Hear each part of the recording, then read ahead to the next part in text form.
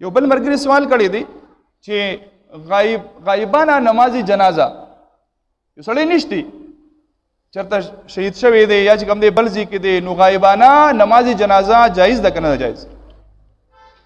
دا یو خبره یاد لرئ، مونږه احناف یو، حنفي یو. د احنافو په نزدیک باندې څوک چې د امام ابو حنیفه رحمت الله علیه مقلدین دي، نو د احنافو په نزدیک باندې غایبانه جنازه دا نه کیږي. د هغې وجه دا ده چې د احنافو په نزد باندې شرایط دي د جنازې دپاره. یو شرط پکې دا دی چې دا میت حاضري، دا میت حاضري، د چا چې جنازه کې چې دا مخې ته پروت دي حاضري، نو هله به جنازه کې. نو چونکې زمونږ دا شرط دلته نه راځي، نو لہذا د احنافو په نزدیک باندې غایبانه نماز جنازه نه کیږي.